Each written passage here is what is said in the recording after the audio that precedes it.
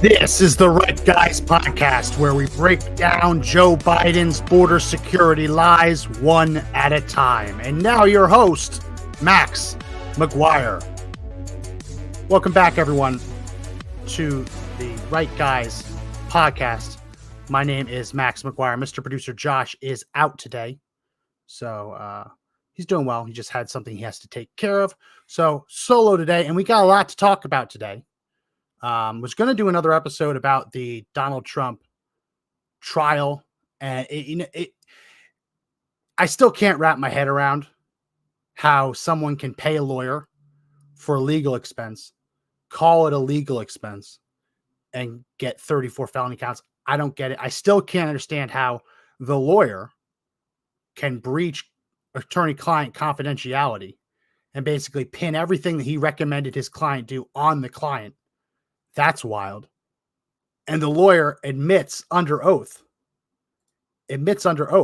that he stole money, that the money that Donald Trump paid him included money that he had embellished how much he was actually owed. So he stole from Donald Trump, from the Trump organization. I believe it was to the tune of $60,000. So every time Donald Trump paid him 35 grand, New York says that is 3 felonies. So you do the math. If someone fraudulently tells you, lies on an invoice, says you owe them $60,000 when you actually don't, that means that 6 of the felonies that Donald Trump was hit with are exclusively because Michael Cohen lied and stole from him. That's wild. But we're going to get into that in another episode. A lot more is coming to light. We're going to see what the Trump campaign and the Trump legal team does.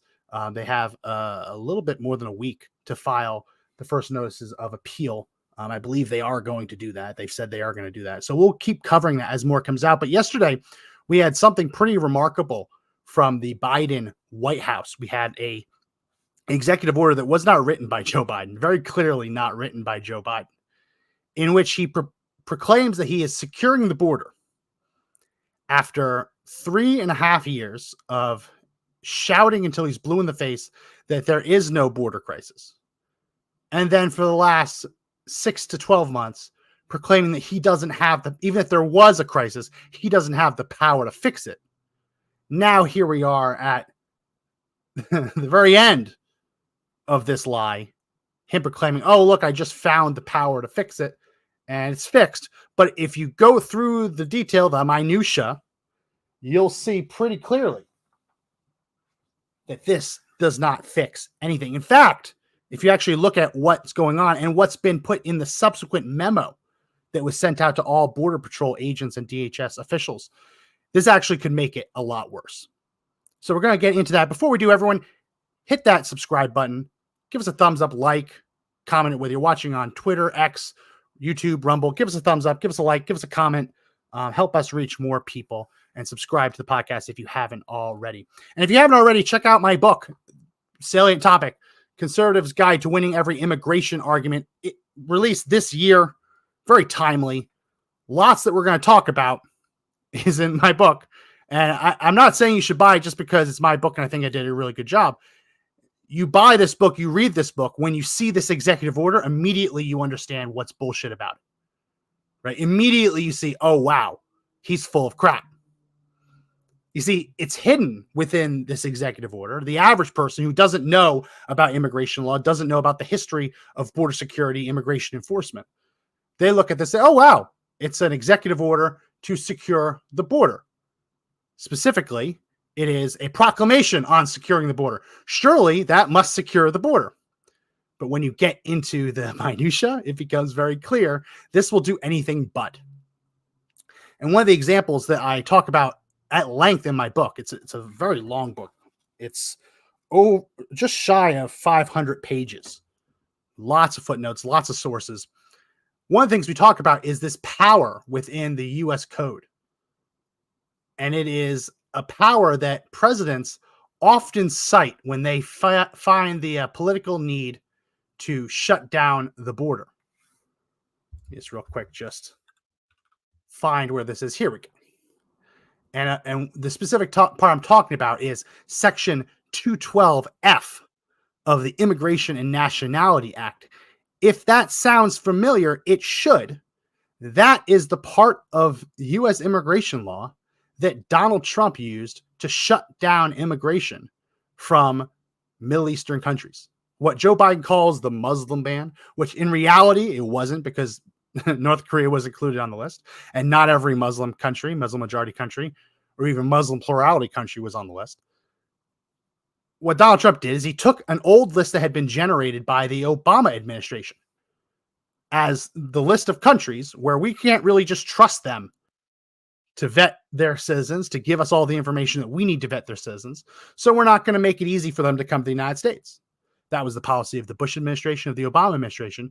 Trump said, well, how about instead of just making it hard to come to the United States, how about we just shut it down completely?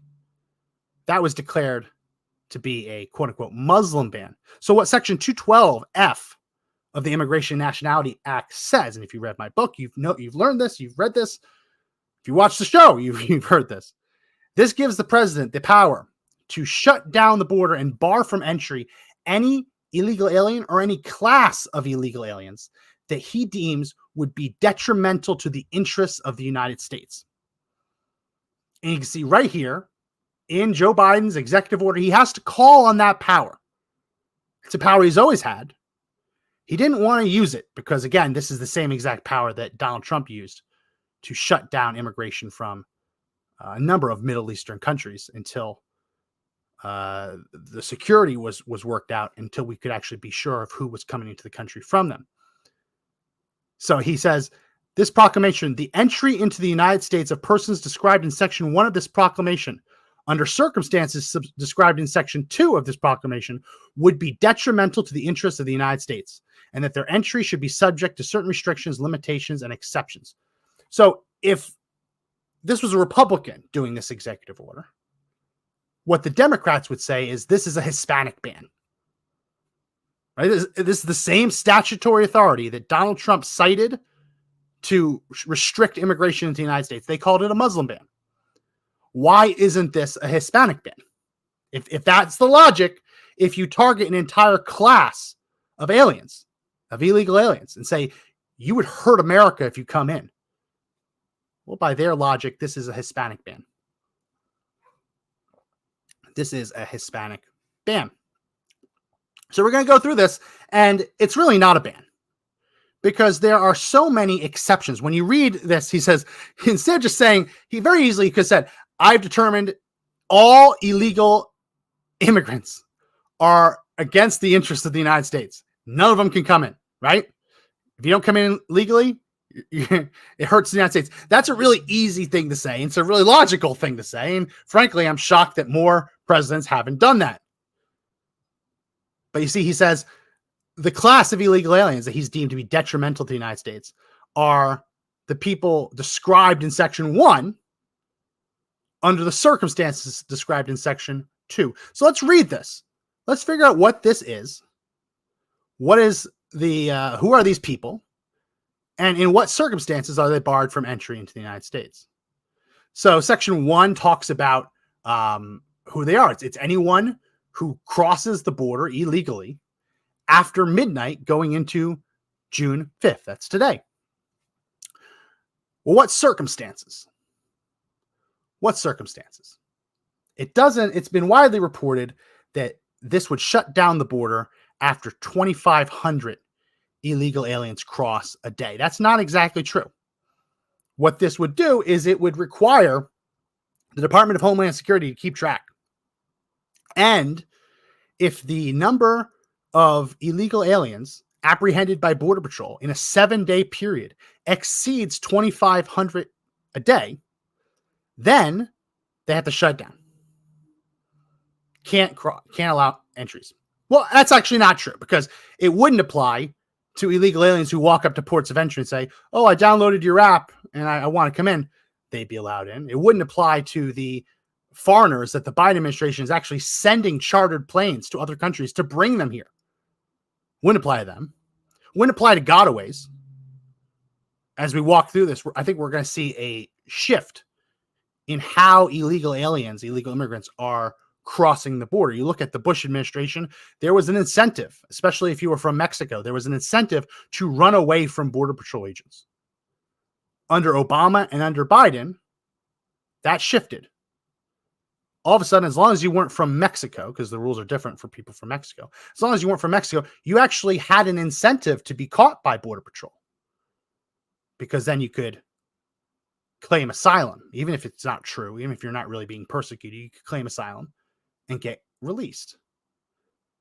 So all this means is that once 2,500 people cross into the United States a day over a 7-day period, it's all of a sudden in these illegal aliens' best interest to run away from Border Patrol agents. That's all this says. And expect that they're going to play a lot of games with these numbers, right? They're going to play a lot of games from these numbers, because the other thing that isn't included in this number is anyone who qualifies for the exceptions, which we're going to get through in a second. The exceptions, the loopholes to Joe Biden's border executive order, are wide enough to drive a truck through. So this is talking about how they're going to count. And you remember, this is what they wanted to push through Congress. They wanted to push this through as an act of Congress. They wanted to get Republicans to give up permanent fixes in order to get this temporary fix. Like this limit of how many would be allowed into the United States a day was scheduled under that bill to be phased out. But the concessions that Republicans were expected to give were made permanent. That's one of the reasons why that bill made no sense whatsoever. You'll see that they go out of their way to say multiple times that this executive order will not apply to unaccompanied children. Again, I think you're going to see a shift in how these migration flows are carried out. Unaccompanied children, that was the way it was done under the Obama administration. Oh, catch and release, unaccompanied children, go for it. Then once they're here, then you use chain migration, use the different visa processes to bring the family here. Under Trump, his zero tolerance policy said, okay, well, if you get caught with a child, you're going to be apprehended. You're both going to be detained, right? So again, there was an interest in not being apprehended with your child at the same time. I think you're going to see a change in the migration. Not saying that there weren't already a lot of unaccompanied children, but this is one of the loopholes. Unaccompanied children is one of the largest categories of illegal border crossers. It's arguably the biggest problem. Parents in other countries give their kids to traffickers. They traffic them into the country and they drop them off. And now they're America's problem. That doesn't apply. So the limit, the 2,500 illegal aliens a day cap, they've happened 7 days in a row. Shut down the border, doesn't apply to unaccompanied children. Doesn't apply to certain non-citizens. Doesn't apply to a non-citizen national of the United States. That makes sense. If you have a green card and you live in the United States, if you get lost on a hike and happen to wander into a border region, you can't just be deported. That makes sense. Lawful permanent resident makes sense. Again, they put this in again, unaccompanied child, second time, just to make sure everyone knows if you're a child and you don't have an adult with you.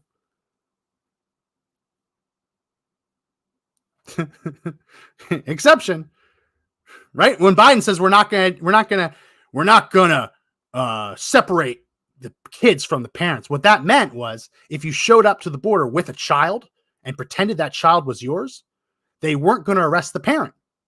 Why? Because they can't bring the child into the adult detention facility. So when Biden says we will not separate them, that means that the adult can't be apprehended, can't be detained. So showing up with a child in tow, even if you weren't related to them, claim they're your kid, get out of jail free card. Now, a little different. Now it's not a get out of jail free card unless you're one of the first 2,500 to use it. After that, again, there's an incentive not to pretend that trafficked child is yours.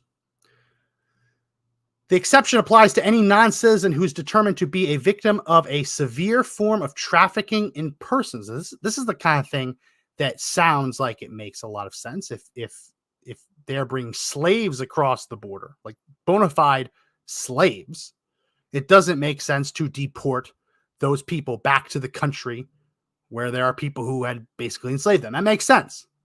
The problem is, as we look into the memo that's been circulated to DHS agents, the agents and USCIS, they're able to make this determination if an illegal alien has a bruise or if they claim that they're being forced to do something they don't want. Well, all of the illegal aliens who use coyotes are forced to do things that they don't want. The coyotes aren't nice. The cartels aren't nice. Again, this is a loophole that makes sense for bona fide cases, but it is so wide and so vague, you could drive a truck through it. Any non-citizen who has a valid visa or has a pre-scheduled appointment at a port of entry, again, those are the 1,400 illegal aliens a day will still be allowed to show up at ports of entry and say, hey, I was going to cross illegally and submit a bullshit asylum claim, but I'd like to just walk through this gate. Can I give you my bullshit asylum claim? Sure. And they're willing to do that 1,400 times a day. Doesn't apply to the cap. Doesn't apply to the cap. Members of the armed forces, that is a minority so small, it's not even worth talking about. Non-citizens who hold a visa. Again, if you hold a visa and you're found walking across the border, technically you shouldn't be doing that, but you have a visa, you have a visa.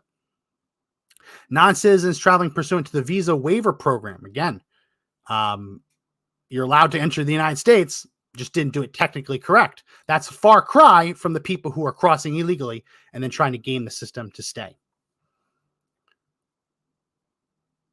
And this is where there's another loophole. Non-citizens who arrive in the United States at the Southwest Land Border Port of Entry pursuant to a process the Secretary of Homeland Security determines is appropriate to allow for the safe and orderly entry of non-citizens into the United States, rather than everyone running across and being deliberately caught. The Director of Homeland Security, Secretary of Homeland Security, is allowed to come up to it with a process that says, hey, all of you illegal aliens, show up at this time, at this place, and I'll make it legal. That's what this says. Again, that's a loophole wide enough you can drive a truck through it. And this is the one that's actually really scary. Any non-citizen who is permitted to enter by the Secretary of Homeland Security, acting through a CBP immigration officer, based on the totality of the circumstances, including consideration of significant law enforcement, officer and public safety, urgent humanitarian, and public health interests at the time of the entry or encounter that warranted permitting the non-citizen to enter. So what the totality of the circumstances standard means is, instead of a dark line being drawn, a line being drawn in the sand, this is allowed, this isn't allowed. The totality of the circumstances standard means that Secretary of Homeland Security and his CBP immigration officers can say, hey, well, you know what? We have a cap. But I looked at your case and I think under the totality of the circumstances, letting you in is the humanitarian thing to do. Then they're allowed in. Then they don't apply the cap. And if the cap has been implemented and they've hit that 2,500 a day, it's still allowed to come in anyway. That's pretty much already what the Biden administration is doing. They're just not going through the steps of the totality of the circumstances, writing it on paper. Right? So, you said that you're fleeing genocide from a country that doesn't have it. Okay, we believe you. Here, go into the United States. They've already been doing this. But this lets them, even if the cap is at being reached or about to be reached, they can say, hey, you know what? This executive order, rules are meant to be broken. We don't have to turn you away. You can come on in. And there's no cap on how many they can do that for. Any non-citizen who is permitted to enter by the Secretary of Homeland Security, acting through a CBP immigration officer, due to operational considerations at the time of the entry or encounter that warranted permitting the non-citizen to enter. Well, this is where it's very, very broad. What does that mean? Is that, oh, so many came across, we don't have enough paddy wagons to put them all in, so you're allowed to come? This is, again, extremely, extremely broad. So these are the kinds of exceptions that we're talking about. That when you hear Joe Biden proclaim that he is, quote unquote, securing the border, it's a lie. It's bullshit. You read through this, you're like, oh, well, that's actually incredibly vague. Oh, people can say that they can break this order at the CBP immigration officer level simply by saying it's a humanitarian thing to do. That's pretty much what the Biden administration is already doing. So I want to show you what this means. So the 2,500 a day, what does that mean? 2,500 a day means that even if they don't take advantage of these loopholes, they'd allow 912,500 illegal aliens into the United States in a given year. 2,500 a day times 365 is 912,500. Now, that's not entirely true, because if they hit that 2,500, then the next days would be less. But conceivably, I guess subtract 365 from that. If every day 2,499 illegal aliens come into the United States, they're okay with that, right? They're okay with 912,000 illegal aliens entering the United States and being released on their own recognizance. You look at the map, with the exception of Joe Biden's term, and with the exception of the early years of the Bush administration, you have to go all the way back to 2006 to find a time before Biden where that many illegal aliens were allowed in the country. You look at 2003, 2004, it's 2002, 2003. You look at 2005, a little bit more than 1 million. Back then it was a crisis. 1 million people coming into the United States being apprehended by Border Patrol, illegal aliens. That was a crisis, right? The Secure Fence Act was passed to respond to that. You know that law that says we have to build a wall, but again, they put so many loopholes in it that they don't actually have to? That was in response to what Biden just declared is an acceptable number. You see, this is why Republicans didn't support Joe Biden's bill. Because it declared that it was going to be border security, but it starts right off the bat by saying we're okay with 912 illegal aliens coming into the country as long as they spread it out evenly across 365 days. That's a problem. So even if they don't take advantage of the loopholes, even if they don't take advantage of the exceptions to let more people in, even if the migration flows don't change their tactics to comply with these new regulations, they still are going to willingly allow into the country more illegal aliens than were ever brought in a given year under Obama and under Trump. That is crazy. That is not border security. That is legalized lawlessness. So let's listen to some of these. Here's Joe Biden gave a speech. And the amazing thing is the first sentence, right out the gate, he lies. Right out the gate, he lies in his very first sentence. Let's listen to it. Come here today to do what the Republicans in Congress refuse to do. Take the necessary steps to secure our border. See, that is false. I use this word a lot. I say bullshit. I don't mean that as a curse. I mean that as a political science term. First thing I took in grad school was a seminar class. And one of the first things that they hammered into us is that, yeah, actually bullshit can be a political science term. BS. Nonsense. It's a lie. It's false. You look at the truth of the matter, the only chamber of Congress that has passed an immigration bill this year, because remember, Biden's bill didn't pass the Senate. The only one that's passed has been the House's bill, which was H.R. 2. H.R. 2, the Secure the Border Act, which, unlike Joe Biden's executive order, would actually do that, would mandate that the wall be built, would shut down loopholes for asylum that illegal aliens are taking advantage of. And you see, it passed 219 to 213 on May 11th, 2023, more than a year ago. So when Joe Biden says he's up here, again, after 3.5 years of claiming there wasn't a problem, after a year of saying there was nothing he could do about it, now finally pretending to fix the problem and saying he had to do it because Republicans weren't interested in doing anything, it's a lie. H.R. 2 passed last year. Democrats won't touch it. Why? Because it doesn't solidify the loopholes. It doesn't make it easier for illegal aliens to force their way in. This isn't about stopping the invasion into this country. Democrats are just trying to play that little shell game. Oh, well, these are illegal entries, but if we give them a cell phone app and we have them all cross through a border gate, then it's not illegal. It's a shell game. They're moving it from one to another. So it's a lie. He's completely lying. I don't want to play any more of Joe Biden's because you read this proclamation. It is very obvious that the man who can't put two sentences together without the help of a teleprompter didn't write all of this. He didn't. He just signed on the dotted line, then went and got his ice cream and took a nap. No, the people who are actually doing this, one of them is Alejandro Mayorkas. Alejandro Mayorkas, as you remember, as we've covered on this show, now infamously lied before Congress. If you've read my book, you know that the Secure Fence Act requires the Department of Homeland Security to achieve operational control of the border. Operational control means no one gets to cross illegally. Technically, DHS is not supposed to rest until they've stopped all illegal border crossings. Now, the truth of the matter is that Congress since then has deliberately restricted DHS's funding to make sure they don't have the manpower and the money necessary to do that job. One of the ways Democrats did this under the Trump administration is by cutting the funding for detention facilities, by writing into the funding how many beds they're allowed to have. Say, okay, we're only going to give you enough funding for so many beds, which means the minute you fill up all those beds, everyone next has to get released.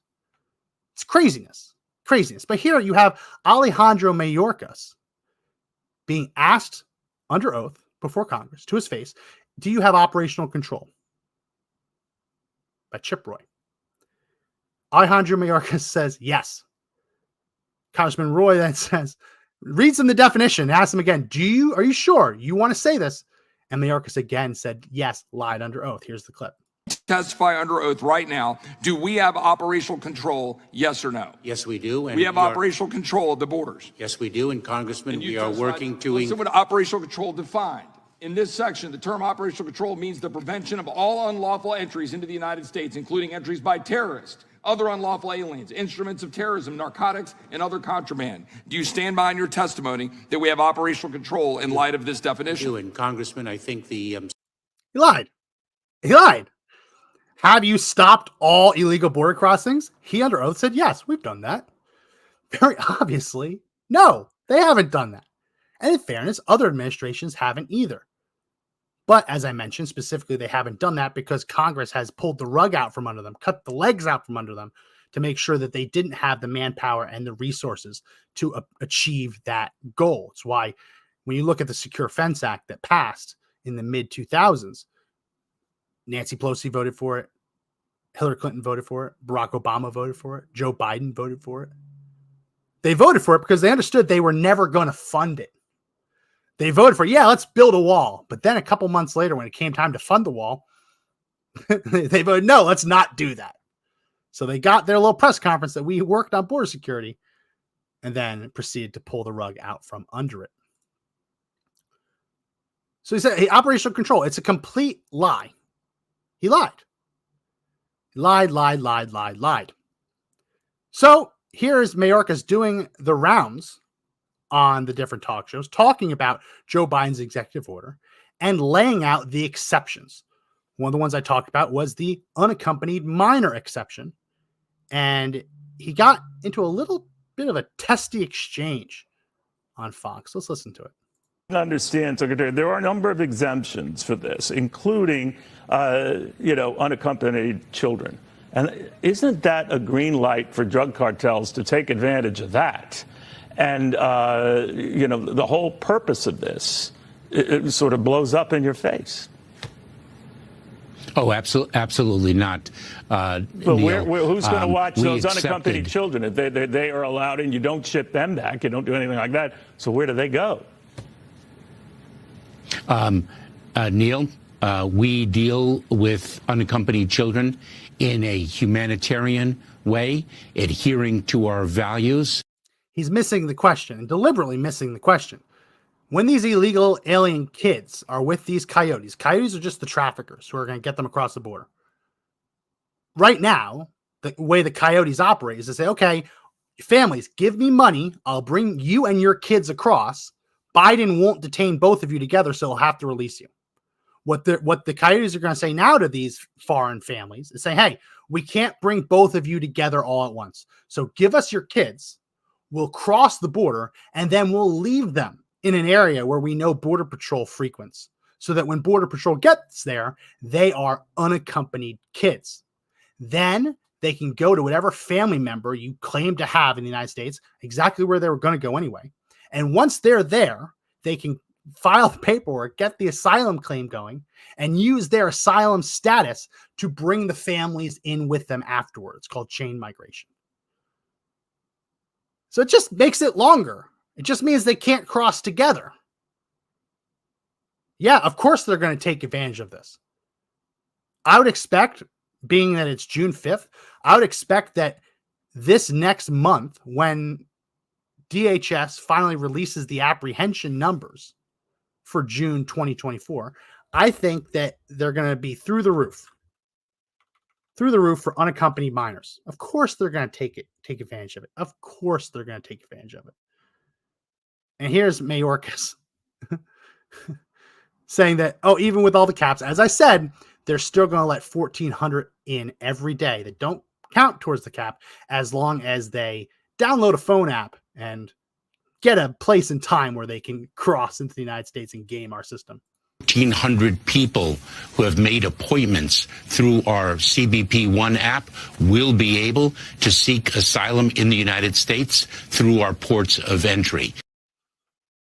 Exactly. So even with this, they're still going to let all that keep happening. I'm trying to find the DHS apprehension statistics just to show you what they look like. That's not, let's see, minor. I have them in my book. Take too long. Unaccompanied minors, DHS apprehensions. 2024. Here we go. No, that's not. Okay. There's the graphs. They used to have graphs. They used to have nice little graphs. From January, just to show you how many people were talking. When they're saying, hey, just download the phone app and schedule an appointment. Between January 2023 and January 2024, 459,000 people entered the United States just by downloading that phone app, showing up at the place and time where they're supposed to, and saying, yeah, I want to claim asylum, wink, wink. Yeah, that's great. That's so great. I'll see if I can find this later. I don't want to spend too much time looking for it. But here's again talking about this, another segment on Fox. This was a bigger group of predominantly Middle Eastern men who crossed illegally here in Jacumba. Several of them, those special interest aliens we're talking about, meaning they are coming from countries that DHS has concerns about for potential national security or terrorism issues. They're supposed to get additional vetting. Caught up with several guys from Jordan, Egypt, and Turkey. Take a listen. Jordan. Yeah. Why'd you come to Egypt? Why'd you come to America? For a job. Came here for a job. Not because he's being persecuted, not because he's afraid of his government, not because he is being at risk of genocide if he went home. He just wants a job. Now, these special interest aliens, these are from countries that under Trump would have been the travel ban. Not all of them, but many of them, travel ban. So the irony of all of this is the countries that pose the greatest risk to the United States also tend to be the countries that have the most where people have the most legitimate claim that they would face persecution there, right? If you live in Afghanistan, you can legitimately say, and it's believable, that, hey, I supported America. If I go back, they're going to kill me, right? But at the same time, unless they're known to the United States, unless we have their biometrics and everything, we're not going to get any help from the Taliban over in Afghanistan to help us vet these people. That's always been the risk. That's the main reason why Donald Trump implemented his travel ban early in his administration. Basically what happens is someone says, hey, I want to come to the United States, or they show up here. One of our case officers picks up the phone, calls their counterpart in the other person's country, the illegal alien's country, and say, hey, what can you tell me about Ahmed, whatever his name is? Well, then one of three things is going to happen. The other side is going to lie to you and say, oh, no, he's great. He's great. Enjoy him. He'll really be great. When he knows he's false, he's not going to help, right? In a situation like Syria, where there was a civil war, especially when Trump came office, it was a little bit more dynamic. You don't know who's on the other side of that phone. Is it the government, or is it a terrorist organization who just so happened to operate in the building right now? Pick up the phone, and it's actually ISIS, or the equivalent today. Oh yes, Ahmed, he's great. You'll love him. Or they don't pick up at all. Well, what do you do with this guy? You can't vet him. Your ability to vet him is limited to the other country helping you vet him. What if it's Somalia, where they don't have digital records for most parts of the country? How do you vet someone from a tribal region of Somalia? You can't. The government doesn't control those areas, doesn't have digital records of those areas. So cross your fingers, hope that they're nice. The real takeaway from that segment on Fox is that of the illegal aliens who were apprehended from special interest countries, where the government has said, hey, yeah, we probably should double check these guys. Of them, since last October, 78 have been released into the United States. 78%. 78%. More than 3 out of every 4. Under Trump, said, whoa, turn around. We don't know who you are. You pose a risk. We don't want you here. Sorry. Bye-bye. See you later. Under Biden, it's okay. You 3 in, that went out. It's shameful.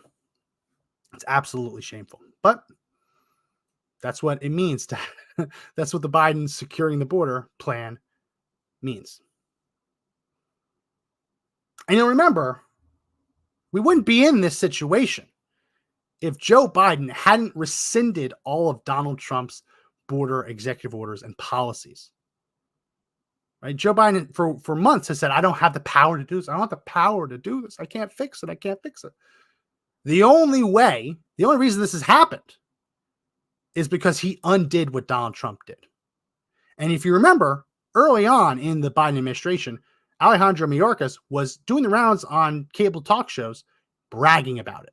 I'd like to understand from you what Trump-era immigration policies have been banned, ended, reversed, and if any investigations are underway by you. So we have rescinded so many Trump immigration policies, it would take so much time to list them. He's right. But we know the number, 94. 94 very specific Trump immigration policies that Biden rescinded. You see, this is what's so sinister about all of this. I believe in statistics. I believe in odds, right? Let's put it aside the fact, just for a second, that Joe Biden is actively trying to destroy the country, right? Put aside the fact that him and his party are trying to reshape the country into what they want to look like by making illegal immigration okay, right? Flooding the zone, flooding the country with illegal aliens. Put that aside. Let's assume, put our imaginary hats on, and assume for a second that Joe Biden actually wanted to secure the border, right? Well, if you look at that and say, okay, he has 2 options. He can do this or he can not do this. It's 50-50 chance, right? It's 50-50 chance. So if someone is earnestly trying to secure the border, you would expect that at least sometimes they get something right. But with Joe Biden on border policy, what you see is every single one of his policies was to reverse what Donald Trump did. And every single one of those decisions has made the situation worse. This isn't an oopsie daisy. Who could have thought that this happened, right? Who could have thought that this would happen? No, this was deliberate. They knew what they were doing. They wanted this to happen. And the only reason that Joe Biden even signed this executive order is the polling shows that back in the day, before he came to office, immigration was 25th ranked on the list of people's priorities, according to public polling. Obviously, there was COVID. There's lots of other things, but 25th. Today, it jockeys between first and second. First is typically inflation and cost of living, things like that. But every now and then, it bumps up and ties for first. He wants to create the appearance that he's doing something without actually having to successfully do anything. Okay, so let's read a little bit of this memo, because that's we've talked about the executive order, right? The executive order is for our consumption. It's like, oh yeah, we're gonna be great. Republicans wouldn't fix the problem, so I now have to do it. That's a great talking point. But the way that this gets implemented will really depend on what DHS says to ICE, to Border Patrol, and what they're instructed to do. So I want to walk through this a little bit because it's shocking. It's shocking. Those loopholes that I said were wide enough to drive a truck through. Well, Mayorkas and his underlings are behind the wheels of those big rigs, driving through them as we speak. Here we go. Sent yesterday, conveniently, same day. Implementation guidance for non-citizens described in Joe Biden's proclamation for securing the border. So it talks about a lot of what we talk about. Okay, this is gonna apply. It says, what does the Southwest land border mean? Okay, that's anywhere 100 miles away from a border with Mexico or Canada. Okay, coastal borders. Okay, and this is kind of diving into what we just talked about. The presidential proclamation will not apply to U.S. citizens. It will also not apply to any of the following. Let's see if there's anything different in here. The way that they have described this: non-citizen nationals, lawful permanent residents, unaccompanied children. We knew those. Non-citizens who are determined to be victims of severe forms of trafficking. We mentioned those. Non-citizens who have sufficient documents to seek entry or admission to the United States visa. Okay. People who have the phone app and they showed up where suddenly it's legal to enter illegally. Okay. The totality of the circumstances. Okay. Same deal. And non-citizens who a CBP officer permits to enter due to operational considerations that warrant permitting. Again, that's super vague. You tell that to a Border Patrol agent. What do they do with that? What do they do with that? This is the big one, though. What's not in there is the credible fear exception. So the credible fear exception is not in Biden's proclamation, but they've created a new exception here in this memo called the credible fear exception. The proclamation makes a number of changes to credible fear process as applies to such individuals. Specifically, CBP will not question a non-citizen described and processed for expedited removal regarding his or her fear of return, but will refer the impacted non-citizen for a credible fear interview before UCIS. UCIS. If you have questions about the 2020 election, UCIS. Oh my goodness. Only if the non-citizen manifests a fear of return or expresses an intention to apply for asylum or protection, expresses fear of persecution or torture, expresses a fear of return to his or her country for removal. So this loophole is so wide. It's just, okay, I'm going to shut down the border unless these people do everything they were already doing. Right? The way it worked, you show up at the border, you cross the border, you seek out Border Patrol if you're an illegal alien, and you say, I'm in fear for my life. If you send me home, I think I'm going to die. I want to apply for asylum. Please let me apply for asylum. Those are the magic words. Now, what this memo says is if they keep saying the magic words, the detention, the expulsion, the rejection doesn't apply. We're just going to send them to secondary processing. Remember, these border agents, officers, that the immigration order says that they can let them in under the totality of the circumstances standard. It's insane. Other exceptions not listed in Joe Biden's executive order. If they face an acute medical emergency, they faced an imminent and extreme threat to life or safety, such as an imminent threat of rape, kidnapping, torture, or murder. That's hard to prove half a world away. Or if they've satisfied the definition of a victim of severe form of trafficking in persons provided under that section of the regulatory code. So they talk about the guidance, what people should look for. And then they give these examples of what you should look for to send someone for processing. If someone says, I'm afraid to go to blank other country, I don't want to go to this country, that gets them into that secondary processing where the immigration agent can say, I think it'd be the humanitarian thing to let you in. And then they get scurried in and it doesn't apply to the cap. statements that they were harmed in their home country and they don't want to be harmed again. Well, that gets you an exception. That wasn't in Biden's order. Statements that if traveling in a family unit or family group, the non-citizen's family member was previously harmed.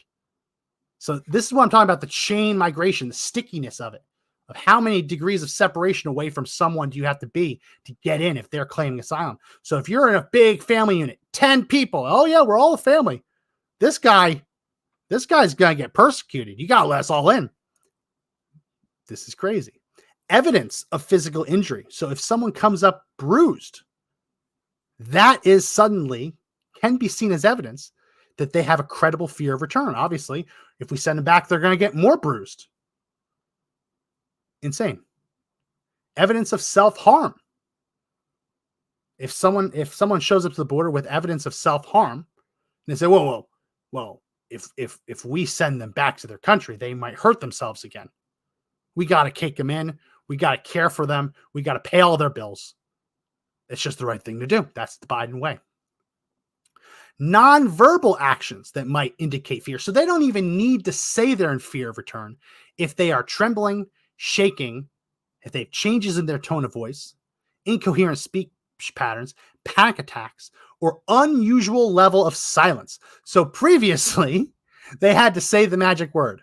I'm in fear for my life. I'm claiming asylum. Under this, they can actually get an exception to Biden's border cap by showing an unusual level of silence. So the absence of claiming asylum can be used as evidence that, oh, we can't send them home. They could be harmed there because they didn't say a word. It's crazy. It's absolutely insane. And this is even worse.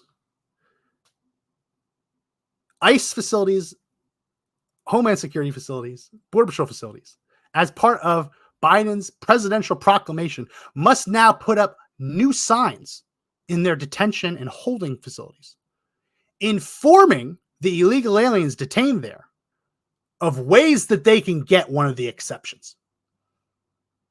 This is how, even if Joe Biden doesn't, even if his administration doesn't kind of put their finger on the scale to take advantage of the exceptions, right? Even if they don't use all these loopholes, let's assume it's not a top-down thing. They're putting new signs in the detention facilities, teaching the illegal aliens what they need to do to claim one of the exceptions. These signs will have to be posted in processing areas, holding rooms, medical units, housing units, dining areas, and law libraries. And this is what the sign has to read. Quote, if you are hungry or thirsty, need medical care, fear prosecution or torture if removed from the United States, have been a victim of abuse, have been a victim of sexual assault, have witnessed a crime, tell an officer your claim will be heard. You may be referred to a medical professional, an asylum officer, or other law enforcement professional. These will have to be in English and Spanish, but at the law libraries, they'll also have to be in Arabic, Bengali, French, Haitian Creole, Hindi, Quiche, Portuguese, Punjabi, Romanian, Russian, simplified Chinese, Turkish, and Vietnamese. Come on. So the loopholes are so big you can drive a truck through them. And as part of this proclamation to secure the border, DHS, ICE, Border Patrol must put up signs encouraging people to use the loopholes. It's stupid. It's stupid. And they have to put this on videos. In addition to the signs, they're also going to have all of this put on a video, and the video has to loop no fewer than once every 2 hours from 7 a.m. to 7 p.m. on any TVs in processing areas. This is insane. It's not just the loopholes. It's not just the fine print saying, oh, well, we're going to allow our immigration officers to let them in anyway if they think it's the right thing to do. It's actively putting signs and educational videos on loop in these processing centers in these detention facilities, in the mess halls at these facilities, in the law libraries, in the medical facilities at these detention centers, telling them, wink, wink, nudge, nudge, if you haven't already said the magic word, you can get out of here if you say the magic word. Well, what the hell is the point of detention? What the hell is the point of the cap? If everyone who gets apprehended, I mean, because this is what happens, right? If we just hit the cap, 2,500 a day for 7 days in a row, oh man, we're not letting you in, we're detaining you. They bring them to a detention facility where they're going to spend their time and money educating them on how they can still get into the U.S. It's a sham. It's a lie. Just so we're clear, the power that Joe Biden used to enact this, him declaring that illegal aliens entering the U.S. are detrimental to the U.S., but only in excess of 2,500 a day. He could stop this by declaring all illegal aliens detrimental to the United States. He won't do it. He won't do it. This is not about banning illegal immigration. This is about, again, moving the shells around and say, okay, well, that's not illegal immigration because they had a phone app and they crossed where we wanted them to cross. So that's legal. This is what we're dealing with here. It's absolutely, absolutely insane. So we're going to keep watching this, but just want to give you the information, right? Because this is the kind of stuff, unless you read the DHS memo, unless you read the full executive order, unless you know what the law says and what these parts of the law they're citing, you could read this and say, oh, wow, they're going to secure the border. That's really good. And that is what Joe Biden is hoping most Americans will get from learning about this proclamation to secure the border. So what can you do? Obviously, you got to get the word out of this, right? We are in an info war. Not just talking about what's happening with Alex Jones or Alex Jones' whole mission, but we are in an info war, a war over what is true and what is fake news. We've been in this war for the last 4 years, 5 years. This is still the war. You want to win the war, you have to be armed with the facts. You have to be armed with the data. You have to be armed with the anecdotes. You have to be armed with all the fact patterns so that you can educate others, because that's what it ultimately comes down to. Yeah, we have this show where we talk directly to conservatives. Absolutely. But the goal isn't to make this an echo chamber where we all just sit at the end of every Monday, Wednesday, and Friday and say, oh yeah, wow, everything's so bad. The goal is to give you the tools and the education you need to go out and do something about it. To argue with the never Trumpers, say, hey, this is ridiculous. Okay, yeah, he had mean tweets, but we're really going to rubber stamp this? Talk to the independents. Yeah, even talk to some Democrats. You know who hates Biden's immigration policy? African-American Democrat voters. Because they've seen what's happened in their neighborhoods. They've seen that their schools get closed to house illegal aliens. Their kids are stuck at home. They've seen what's happened to their communities. So yeah, illegal immigration is a loser issue for Biden in inner cities. But in order to do it, you have to know what's going on. And so again, not a hard sell or anything, but if you haven't already, pick up my book, The Conservative's Guide to Winning Every Immigration Argument. Put a lot of time and effort into it. Take about a year to write a book. 1 book a year. And I promise you, you read this book, it'll be like a light bulb goes off in your head every time you see something like this. Say, oh, that's the power he's using. But that's bogus because it'll feel like you just got woken up. I promise you that. So check it out. It's available on Amazon. And I think by now it should be available other places, but Conservative's Guide to Winning Every Immigration Argument. Okay, that's it for this edition of the podcast. If you like the podcast, you got to subscribe. Hit the subscribe button. If you're watching on Twitter, on X, we go live on Rumble and YouTube. Subscribe there. That's probably the easiest way to make sure you get it. Won't always show up in your Twitter feed. Also, if you're watching on Rumble and X, appreciate you. Give us a thumbs up. Give us a like. Give us a comment. Share this if you haven't already. And yeah, physically share it. Let people know about this show. Every week I encounter someone saying, oh, wow, I didn't know you were still doing this. Used to watch you on your old show. Wow, just found you. Yeah, there's a lot of people who don't know about this show. So help us reach them by sharing this far and wide. That's it for this edition of the Right Guys podcast. My name is Max McGuire. Remember, everyone, that the fight to take back our country is not over yet.